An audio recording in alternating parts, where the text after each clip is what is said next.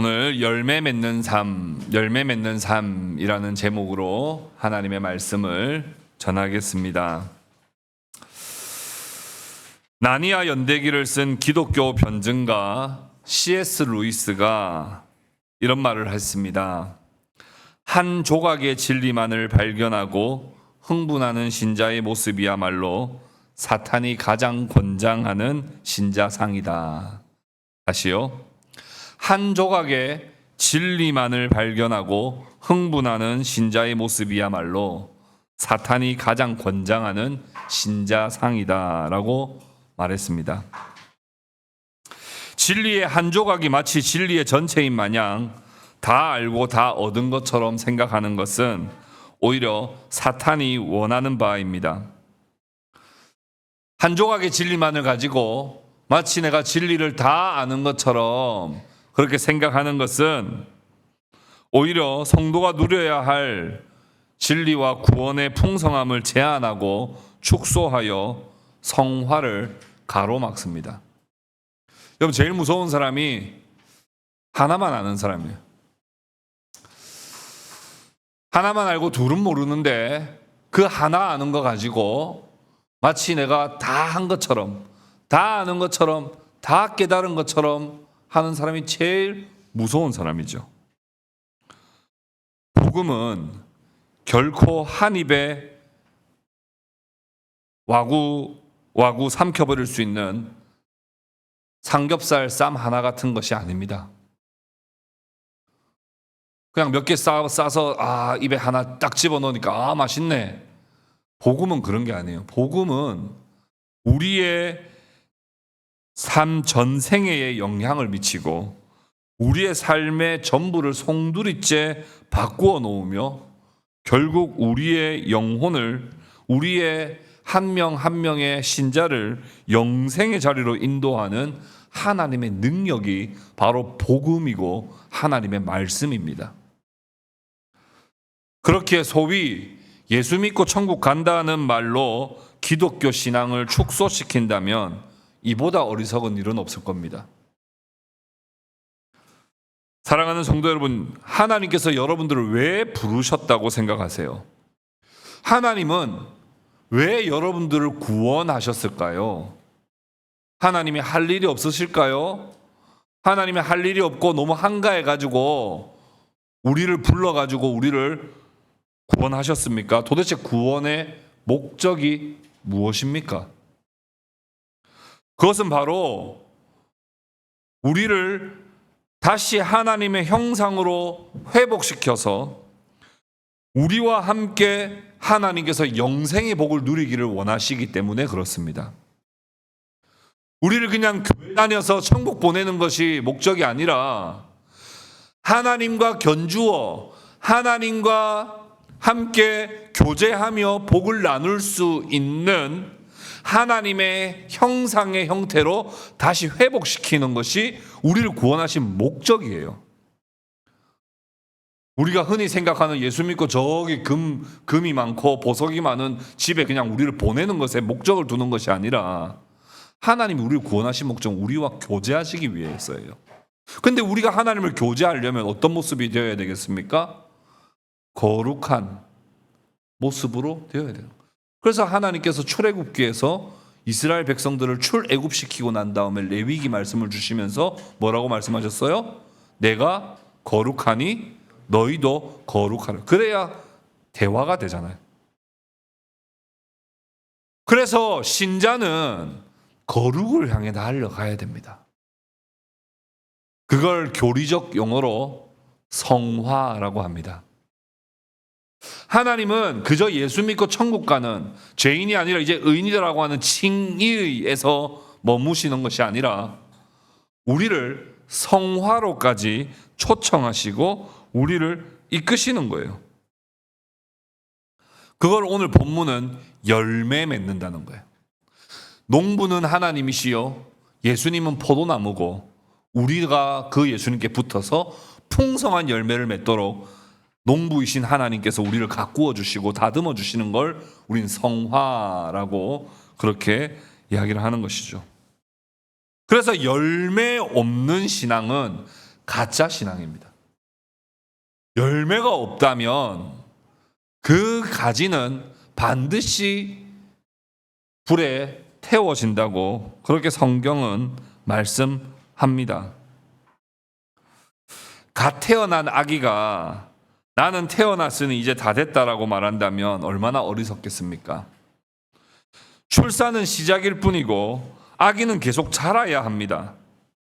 마찬가지로 신자가 칭의를 받았다. 그것은 신자의 출발점이지 종착지가 아닙니다. 태어났으니 끝났다고 생각하는 신자는 성화를 포기한 채, 다시 말해 성장과 교육을 포기한 채 계속해서 영아기, 유아기에 머물러 있는 아이와 같은 것이지요. 결혼식 날 서약을 했다고 해서 모든 것이 끝나는 게 아니지요. 결혼식은 부부 생활의 시작일 뿐이지 그 후에 이제 결혼 생활이 이제 시작되는 거예요. 그때부터 서로 사랑하고 품어주고 용납하고 함께 보듬어주며 함께 결혼 생활을 해나가고 그렇게 함께 자라나는 것이지, 내가 결혼 서약한 것으로 내 결혼은 다 끝났다, 결혼했다 라고 할 수 없는 것입니다. 이와 같이 예수를 믿고 구원받았다는 것은 시작입니다. 예수를 믿고 내가 천국 백성이 됐다는 건 시작이에요. 그리고는 이제는 계속 그리스도의 장성한 분량에 충만한 데까지 우리는 자라나야 되는 것이요. 우리는 주님께 딱 달라붙어 풍성한 열매를 맺어야 되는 것이요. 주님과 같은 모습으로 성화되어 영원토록 주님과 삼위 하나님과 교제하며 영생을 누리도록 우리를 구원하신 것이지, 우리를 무슨 어디 금집, 보석집에 살게 하려고 우리를 구원하신 것이 아니라는 거예요. 칭의만 붙들고 성화를 등한시한다는 신앙은 부족한 신앙일 뿐 아니라 거짓 신앙입니다. 열매 맺어야 됩니다. 거룩을 향하여 우린 나아가야 합니다. 어떻게 하면 열매 맺는 삶, 성화의 삶을 살아갈 수 있는지 오늘 본문 속으로 함께 들어가 보겠습니다. 첫 번째, 어떻게 하면 우리는 열매 맺는 삶을 살 수 있을까요? 말씀과 기도로 그것이 가능합니다. 예수님께서 7절에 이렇게 말씀하셨습니다. 우리 7절 말씀 같이 함께 읽어볼까요? 우리 7절 말씀 같이 읽겠습니다. 시작. 너희가 내 안에 거하고 내 말이 너희 안에 거하면 무엇이든지 원하는 대로 구하라. 그리하면 이루리라. 여기서 이루리라 하는 말씀은 열매 맺으리라 하는 말씀이죠. 그런데 그 열매 맺는 방법이 뭐라고요? 너희가 내 안에 거하고, 여기 중요한 말씀이 있죠. 그 다음에 뭐예요? 내 말이 너희 안에 거하면이에요. 내 말이, 하나님의 말씀이 우리 안에 거해야 열매를 맺는 거예요. 내가 설교는 1000편 만편을 들어도 내 안에 말씀이 없는 사람이 있어요. 설교를 한 편이 들어도 내 안에 말씀이 있는 사람이 있습니다. 누가 열매를 맺을까요? 내 안에 말씀이 거하는 사람이, 하나님의 말씀이 거하는 사람이 열매를 맺는다는 거예요. 말씀을 붙들고 말씀을 의지하며 살 때 주님 안에 우리가 거하는 것이 되고 주님이 우리 안에 거하는 거예요. 여러분, 주님과의 연합이 어떤 방식이겠어요? 이렇게 우리 드래곤볼에 나오는 것처럼 퓨전 이렇게 한다고 그게 연합이 되는 거예요? 아니잖아요. 주님과 연합이 어떻게 되는 거예요? 사도신경 1000번 암송하면 연합되는 겁니까? 주기도문 이렇게 10,000번 하늘에 계신 우리 아버지 이렇게 하면 연합되는 겁니까? 아니지요. 연합되는 방법은 딱 하나예요. 말씀으로 연합되는 거예요. 말씀이 우리 안에 거할 때 우리는 주님 안에 거하게 되는 것이고 주님이 우리 안에 거하게 되는 거예요. 우리 안에 말씀이 없으면 우리는 주님과 연합했다 확신할 수 없습니다. 왜요? 내 안에 말씀이 없거든요. 그런데 여기서 이어서 뭐라고 말씀하냐면 이렇게 말씀해요. 너희가 내 안에 거하고 내 말이 너희 안에 거하면 뭐라고요? 무엇이든지 원하는 대로 구하라. 그리하면 이루리라. 이 말씀을 잘못 해석하는 사람들이 많겠죠. 어떻게 잘못 해석하겠습니까? 말씀 하나 딱 붙들고 자 무조건 주세요. 이제 내가 이 말씀 받았죠. 주세요. 그럼 하나님 주셔야죠. 라고 생각하는 경우가 있습니다. 근데 그 말씀은 그런 말씀이 아니에요. 한번 잘 생각해 보세요. 하나님의 말씀이 우리 안에 거합니다. 우리 말씀 안에 붙들리고 우리 말씀 안에 계속 거하면요. 나는 뭘 원하게 될까요? 하나님이 원하는 걸 원하게 돼요. 그러니까 말씀이 진짜 거주하게 되면 너희가 무엇이든지 원하는 대로라고 할 때 우리 대부분 사람들은 무엇이든지에 집중하는데 그 무엇이든지가 아니고 뭐든지 내가 원하는 거 아니라도 네가 원하는 거라면 뭐든지 들어줄게라는 말이 아니라 통하는 거죠. 그 말씀이 내 안에 거하고 내가 주님의 말씀을 붙들고 있으면 내가 뭘 원하게 되냐면 하나님이 원하시는 걸 원하게 되는 거예요. 그래서 우리의 기도가 달라지게 됩니다. 그때부터. 말씀이 내 안에 거하게 되면요. 자기 욕망이나 순간의 쾌락을 절대 구할 수 없습니다. 왜냐하면 그 말씀이 내게 거하는데 어떻게 내가 내 욕망과 내 쾌락을 구하겠습니까? 말씀 안에 사는 사람은 자연스럽게 말씀이 요구하는 바를 원하고 갈망하게 됩니다. 따라서 말씀으로 충만한 사람은 말씀대로 순종하는 삶을 진심으로 소원하게 되고 그 말씀이 이루어지기를 소원하게 되고 말씀 안에 담겨있는 하나님의 뜻과 의도를 파악하여 그것을 하나님께 구하여 아뢰게 되어 있습니다. 그러니 응답되지 않을 리가 있겠습니까? 없겠습니까? 없지요. 이게 바로 열매 맺는 삶의 가장 대표적인 모습이에요. 다시 한번 정리해 볼게요. 말씀이 내 안에 거예요. 그리고 그 말씀을 깊이 묵상하며 살아요. 그러면 내가 뭘 원하게 되냐면 내 욕망과 쾌락을 원하지 않는다고요. 아버지의 뜻이 이루어지기를, 내가 아버지의 뜻에 합하여 살기를 원하게 되고 그걸 기도한다고요. 그걸 기도하면 하나님이 그 기도를 응답해 주세요. 그러면 내 삶에 자연스럽게 하나님의 말씀의 열매, 성령의 열매들을 날마다 맺게 되는 것이죠.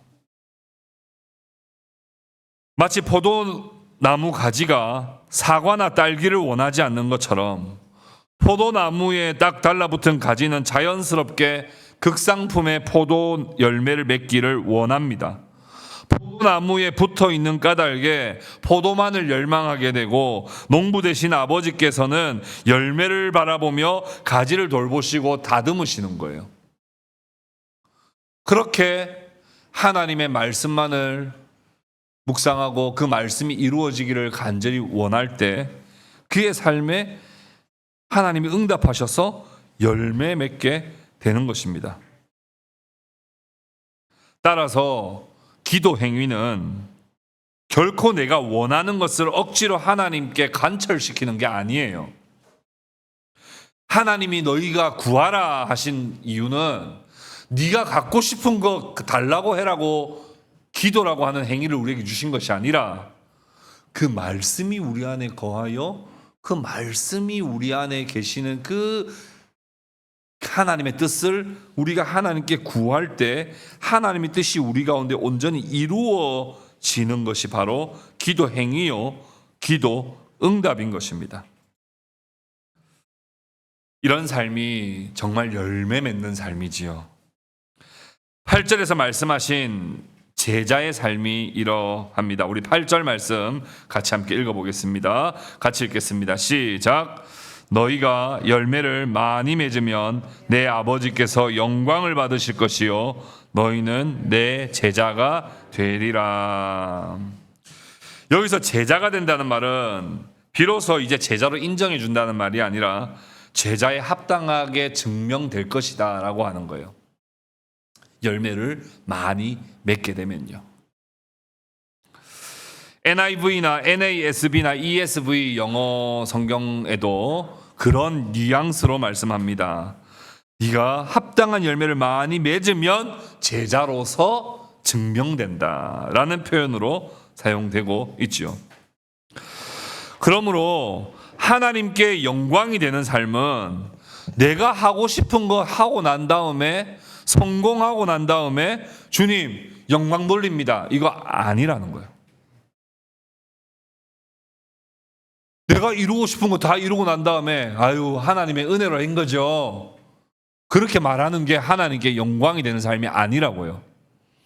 정말 하나님께 영광이 되는 삶은 뭐냐 하면 성공한 다음에 영광을 돌리는 게 아니라 작은 한 말씀을 붙들고 그 말씀에 순종할 때 그게 영광이 되는 거예요.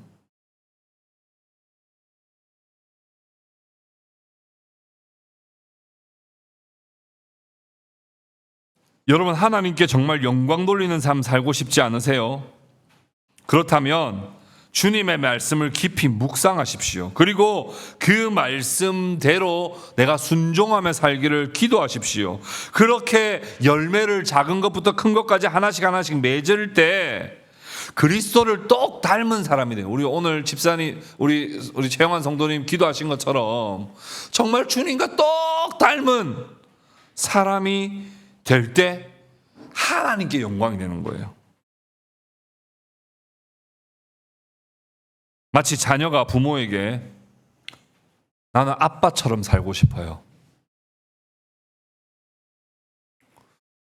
아빠의 마음은 야 나는 뭐 그렇게 대단한 사람도 아닌데 나처럼 사는 건 조금 그렇지, 나보다 더 좋은 사람이 돼야지. 아빠의 마음은, 우리 인간 아빠의 마음은 그럴 수 있죠. 그렇지만 자녀가 똑똑하긴 한데 난 아빠처럼은 절대 안 살 거야. 그러면 그건 사실은 좀 민망하고 부끄럽잖아요. 그렇죠? 아버지께 가장 영광되는 건 뭐예요? 나 아빠처럼 살래. 엄마의 가정. 난 엄마처럼 살래. 난 우리 엄마 제일 좋아. 난 우리 엄마처럼 우리 엄마 같은 사람 되고 싶어. 이게 가장 영광되는 거거든요. 우리가 우리 멋대로 다 해놓고 성공한 다음에 하나님 영광 받으세요? 하나님 영광 절대 안 받습니다. 그런 거 하나님 원하시는 방식이 아니에요. 오히려 뭘 원하시는 거예요? 주님을 닮기를 원합니다. 하나님이 내게 주신 말씀 그대로 내가 살기를 원합니다. 그걸 그대로 살아낼 때 하나님께 영광이 되는 것이지, 내 마음대로 전교 1등해서 내 마음대로 수석 졸업해서 내 마음대로 큰 회사 차려서 하나님 모든 영광 바칩니다. 아니요. 넌 나랑 상관이 없다. 이렇게 말씀하실 거예요. 작은 한 말씀 한 말씀이라도 그 말씀을 진실되게 기도하며 열매를 맺어낼 때, 그때 하나님께서 우리를 통하여 영광 받으시고 우리에게 착하고 충성된 하나님의 사람이라고 인정해 주시는 줄을 여러분 기억하시기를 바랍니다. 두 번째는 어떻게 우리는 열매 맺는 삶을 사느냐, 어떤 열매를 맺으냐 하면 사랑으로 열매 맺는 삶입니다. 9절 말씀에 이렇게 말씀하지요. 아버지께서 나를 사랑하신 것 같이 나도 너희를 사랑하였으니 나의 사랑 안에 거하라. 이 말씀을 여러분 한번 잘 생각해 보십시오. 하나님 아버지께서 성자 하나님을 얼마나 사랑하셨을까요? 하나님 자체가 사랑이시다 그러잖아요. 그렇죠? God is love잖아요. 그렇죠? 하나님에 대한 확실한 수식어, 이거보다 더 큰 수식어는 없습니다. 하나님은 사랑이세요. 사랑 그 자체시라고요. 사랑이 많으신 분 아닙니다. 하나님은 사랑이 많으신 분 아니에요. 사랑이 풍성하신 분 아니에요. 하나님 자체가 사랑이에요. 하나님이 하는 모든 행위는 사랑입니다. 하나님이 가진 모든 속성은 사랑이에요. 하나님 자체가 사랑입니다. 그러니 성부와 성자 간에 얼마나 사랑 그 자체시겠어요. 그렇죠? 근데 성부 하나님이 성자 하나님을 얼마나 사랑하신지 여러분 아세요? 얼마나 사랑하셨을까? 우리 말로 형언할 수 없겠죠. 근데 말로 형언할 수도 있습니다. 어떻게 말로 형언할 수 있냐면 오늘 본문 말씀을 자세히 보세요. 이렇게 말씀했어요. 아버지께서 나를 사랑하신 것 같이 동격으로 나도 너희를 사랑하였으니. 무슨 말인지 이해되세요? 예수님이 우리를 위해 어떻게 사랑해 주셨는지를 보면 그 사랑이 곧 누구에게 받은 사랑이라는 걸 알 수 있어요? 아버지에게 받은 사랑. 예수님이 아버지께 받은 그 사랑 그대로, 그걸 그대로 내가 너희를 사랑하였다라고 말씀하시는 거예요. 그러면 성경에는 예수님이 우리를 어떻게 사랑했는지는 그래도 성경에 기록된 대로 우리는 알 수 있죠. 그렇게 아버지께서 성자를 사랑하시고 성자께서 우리를 그렇게 사랑하셨구나, 우리가 이렇게 알 수 있는 것입니다. 예수님께서 아버지의 사랑을 확신하셨어요. 예수님은 아버지의 사랑을 받으셨어요. 아버지의 그 사랑에 부족함이 없어요. 아버지의 그 사랑이 너무나 완전해서 자기가 인간이 돼도 돼요. 자기가 십자가에 죽어도 돼요. 왜요? 아버지의 사랑이 너무 완전하시기 때문에 그래요. 그래서 그 확신이 있기 때문에 하늘 보좌 영광을 다 버리고 우리 가운데 오셨고, 우리와 같은 모습이 되셔서 모욕과 천대와 멸시를 다 받으셨어요. 마침내 십자가의 고난과 수치스러운 죽음까지도 다 감당하셨어요. 그렇게 하실 수 있는 이유는 뭐예요?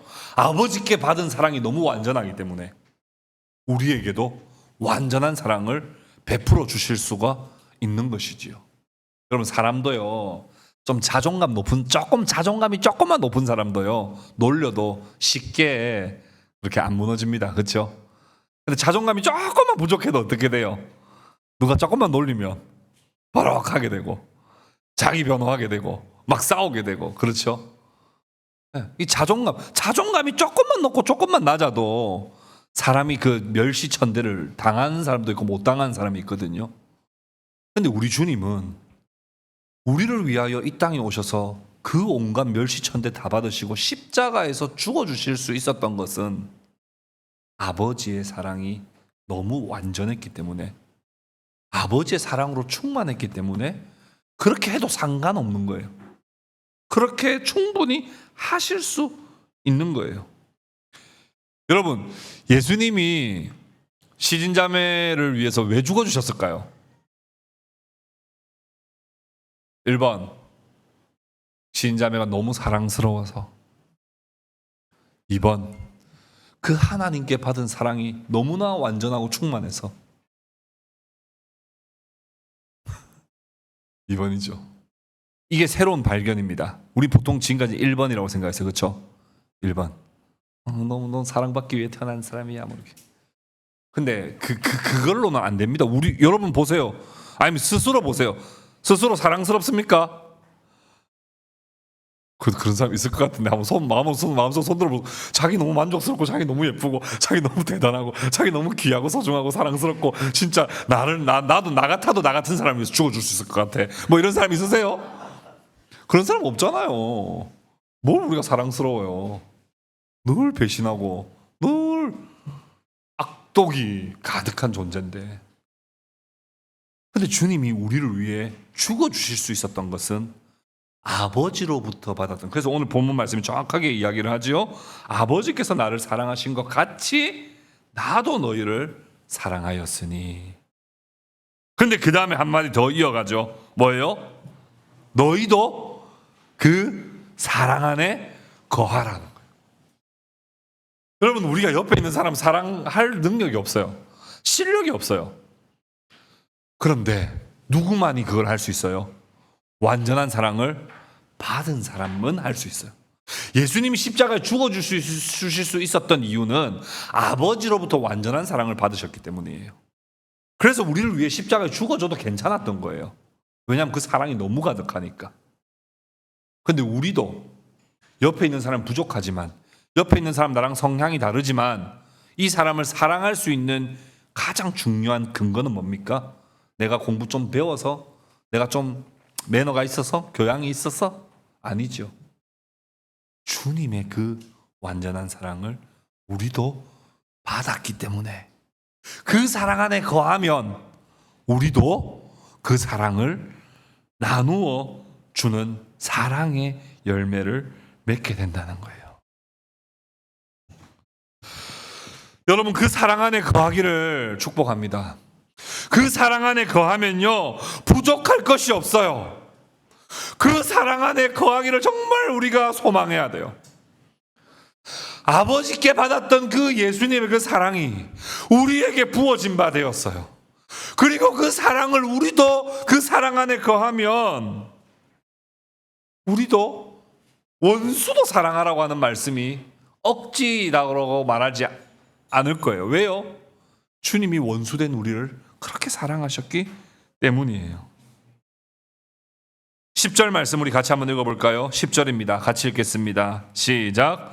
내가 아버지의 계명을 지켜 그의 사랑 안에 거하는 것 같이 너희도 내 계명을 지키면 내 사랑 안에 거하리라. 이 말씀도 되게 중요한 말씀이에요.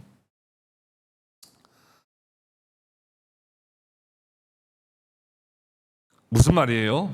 내가 아버지의 계명을 지켜 그의 사랑 안에 거하는 것 같이. 자, 보세요. 사랑의 속성을 여기서 잘 말해주고 있습니다. 사랑의 속성은 단지 이모션이 아니에요. 필링이 아니라고요. 사랑을 어떻게 했다고 예수님이요? 계명을 지키는 것으로 사랑 안에 거했다 그래요. 예수님과 성부와 성자 간에 서로 사랑함이 있어요. 완전한 그 사랑 안에 그 사랑을 지키는 게 뭐냐 하면, 그 사랑 안에 거하는 게 뭐냐 하면 계명을 지키는 거예요. 계명을 안 지키고 사랑한다 이럴 수 없다고요. 계명을 안 지키면서 내가 사랑한다 이렇게 말할 수 없다고. 그래서 예수님은 아버지의 계명을 지켜 그의 사랑 안에 거했다는 거예요. 그 계명을 지켰다. 예수님이 어떻게 계명을 지켰을까요? 한번 오늘 말씀 몇 구절 한번 볼게요. 빌립보서 2장 8절입니다. 우리 같이 읽어봅시다. 시작. 사람의 모양으로 나타나사 자기를 낮추시고 죽기까지 복종하셨으니 곧 십자가에 죽으심이라. 예수님이 그냥 십자가에 죽으신 게 아니고 아버지의 뜻에 어떻게 하셨다고요? 죽기까지 복종하셨다고요.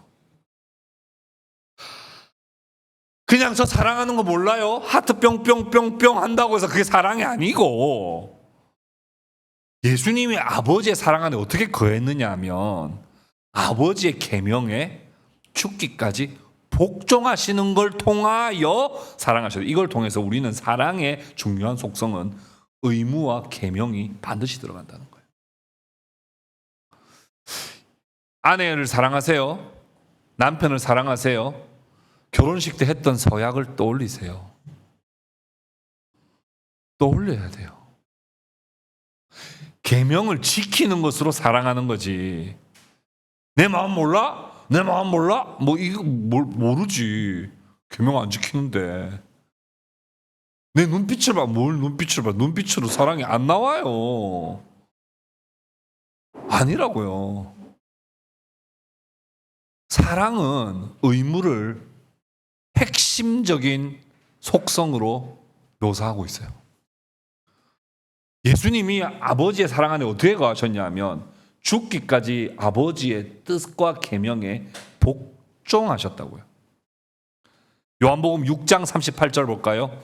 요한복음 6장 38절 같이 읽겠습니다. 시작. 내가 하늘에서 내려온 것은 내 뜻을 행하려 함이 아니요 나를 보내신 이의 뜻을 행하려 함이니라. 예수님이 아버지의 사랑 안에 어떻게 거하셨냐 하면 아버지의 뜻을 행하는 것으로 그 사랑을 증명했고 사랑을 나타냈다고요.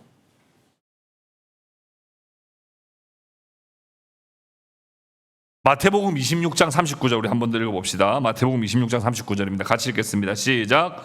조금 나아가사 얼굴을 땅에 대시고 엎드려 기도하여 이르시되 내 아버지여 만일 할만하시거든 이 잔을 내게서 지나가게 하옵소서. 그러나 나의 원대로 마시옵고 아버지의 원대로 하옵소서 하시고. 이게 사랑이잖아요. 그럼 부부관계에서도 내가 원하는 것만 계속 관철시키고 사랑입니까? 너가 당신을 위하는 거라고. 이게 아니죠. 아니죠. 정말 사랑을 한다면 상대방을 향한 그 뜻을 온전히 이행함으로써 사랑하는 거예요. 사랑하는 거예요. 아내가 집에 와서 설거지 좀 해줬으면 좋겠는데, 내가 지금 당신 위해서 돈 많이 버느라고 내가 지금 설거지도 내가 한번 못 해줬는데. 맞죠. 말은 맞죠. 말은 맞는데 사랑이라는 건 상대방이 원하는 그 뜻을 이행하는 것이거든요. 예수님이 아버지 저 못 믿습니까? 이런 말 안 한다고요. 제 마음을 의심하십니까? 이렇게 안 하신다고요. 그냥 아버지의 뜻을 묵묵히 행하심으로써 사랑을 증명하셨다고요. 그러면서 우리에게 10절에 뭐라고 말씀하셨어요? 너희도 내 계명을 지키는 것으로 내 사랑 안에 거하라고 말씀하셨다고요. 맨날 주님 사랑합니다. 주님이요, 제가 금식 기도를 하겠습니다. 그것도 좋은데요. 주님 저 못 믿습니까? 그런 사람 제일 못 믿어요. 제일 못 믿어요. 너희가 내 계명을 지키는 것으로 내 사랑 안에 거하는 거라고요.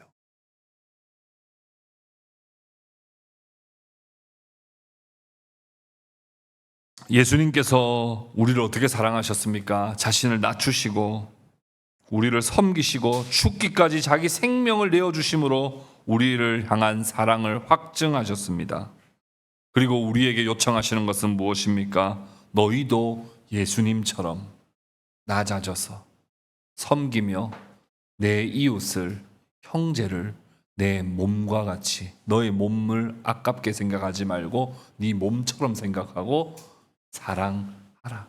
그것이 너가 나를 사랑한다는 그 사랑 안에 거하는 표다, 이렇게 말씀했습니다.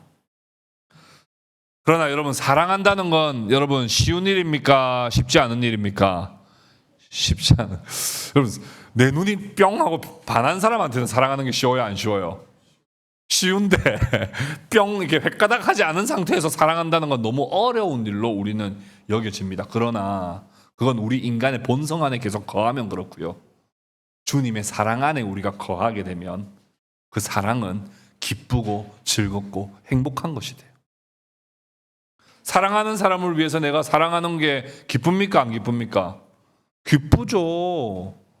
기쁘죠. 우리 한혜정 성도님, 우리 이주평 집사님 이렇게 늦게까지 이렇게 일하고 들어왔을 때 이렇게 밥 이렇게 준비하시는 거 기뻐요, 안 기뻐요? 기쁘죠. 기쁘다고 방 입으로 기쁘다고 말 그 소리는 안 내셨지만 기쁘다. 예, 기쁘죠. 사랑하는 사람 위해서 내가 사랑하는 게 당연히 기쁘죠. 기쁘죠. 근데 내 육신 안에 거하면 그거 안 기쁩니다. 내 육신 안에. 근데 주님의 사랑 안에 거하면 그 사랑이 너무 기쁜 거예요.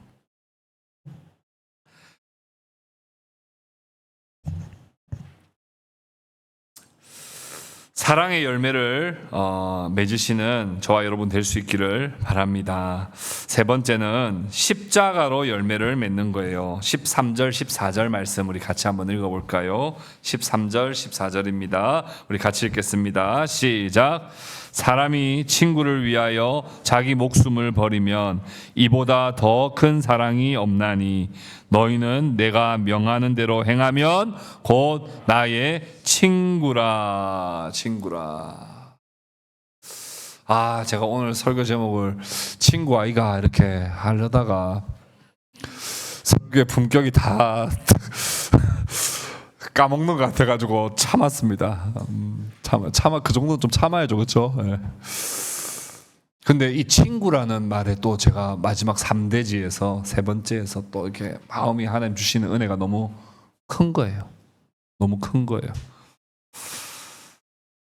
예수님께서 우리를 향하여 친구라고 불러주십니다.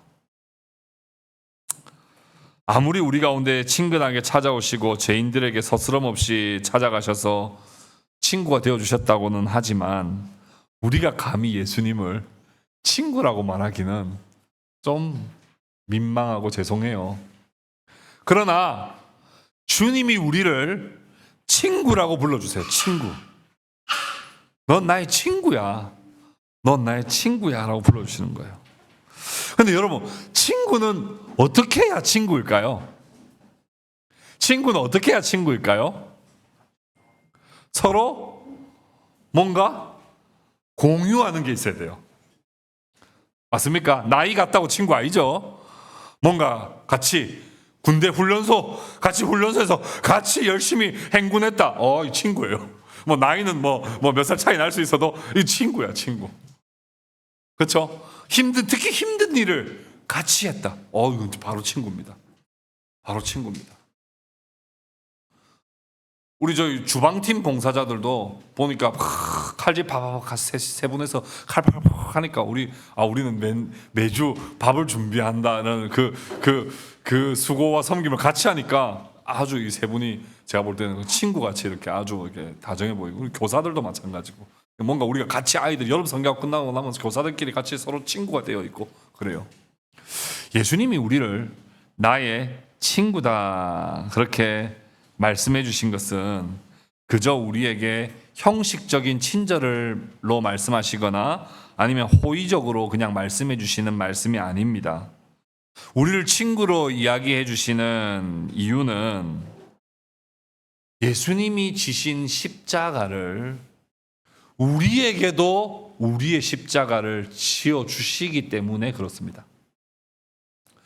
내 모든 십자가는 내가 다 짊어지고 갈게. 너는 그냥 따라오기만 해 라고 말씀하신 적은 없습니다. 너희에게 주어진 너희 십자가를 짊어지면 그 십자가가 작은 십자가든 큰 십자가든 같은 십자가를 짊어지고 가기 때문에 너희는 나의 친구라고 그렇게 이야기를 하시는 거예요. 13절 14절 보십시오. 사람이 친구를 위하여 자기 목숨을 버리면, 그러니까 같은 어떤 행위가 있어요. 친구를 위해서 목숨을 버려주는 건 그건 십자가적 행위예요. 사람이 친구를 위해 자기 목숨을 버리면 이보다 더 큰 사랑이 없는데 너희도 이렇게 행하면 너희도 나의 친구라는 거예요. 예수님은 원수 같은 우리를 위하여 자기 목숨을 내어주실 만큼 사랑하셨다고요.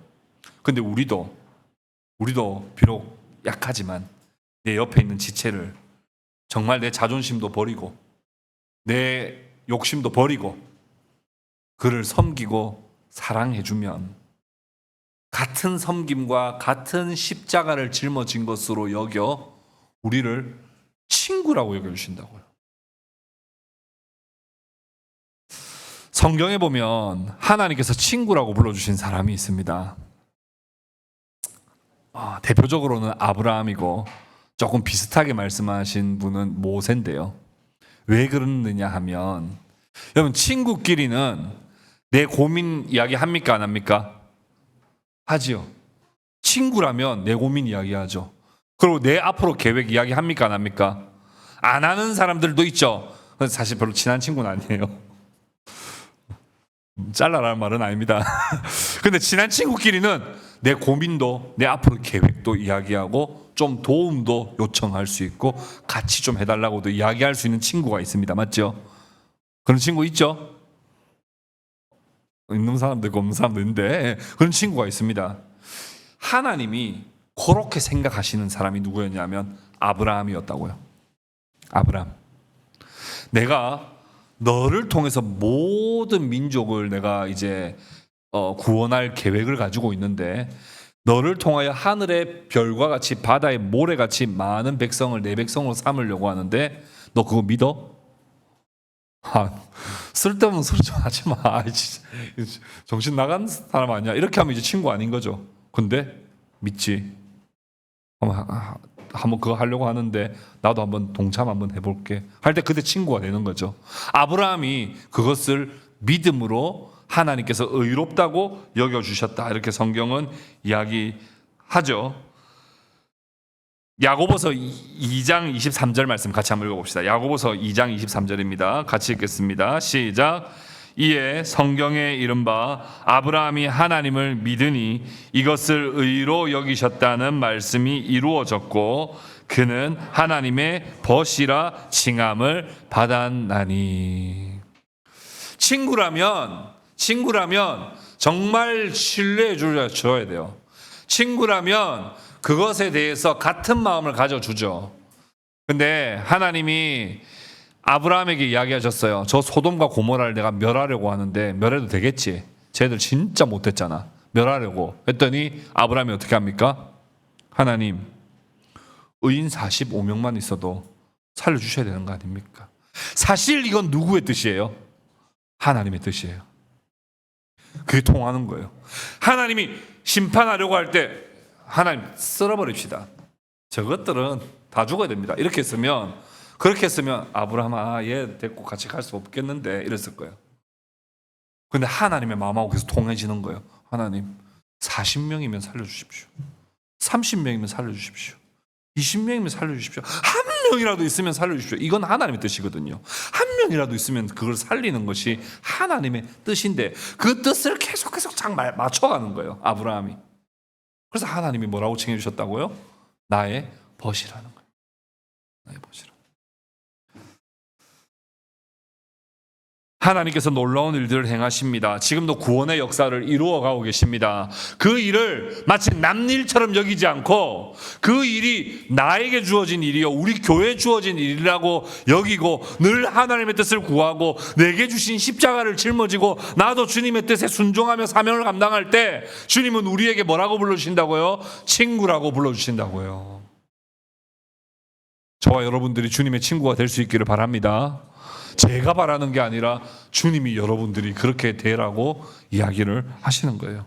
마태복음 16장 24절 마지막으로 읽읍시다. 같이 읽읍시다. 시작. 누구든지 나를 따라오려거든 자기를 부인하고 자기 십자가를 지고 나를 따를 것이니라. 말씀을 맺겠습니다. 여러분들이 말씀 안에 거하면 그 말씀대로 기도하게 되고 그 말씀대로 기도하면 그 말씀이 이루어짐으로써 우리 가운데 풍성한 열매를 맺게 될 것입니다. 아버지께서 예수님을 사랑하신 것처럼 예수님도 우리를 사랑하셨고 우리가 그 사랑 안에 거하면 우리도 사랑의 열매를 맺게 될 것입니다. 주님께서는 우리에게 구원의 종말을 성경을 통해서 계시록까지 다 보여주셨습니다. 이것을 우리가 읽고 우리도 구원의 완성의 날까지 그것이 남일 보듯이 보지 않고 주님 우리를 통하여 이루옵소서라고 기도하며 우리에게 주어주신 십자가를 짊어지고 나아갈 때 우리의 삶의 열매가 풍성하게 될 것입니다. 주님이 원하시는 열매를 맺을 때에야 주님이 우리를 통하여 영광 받으십니다. 그리고 우리는 칭의에서 머물러 있지 않고 성화를 향하여 점점 나아가게 됩니다.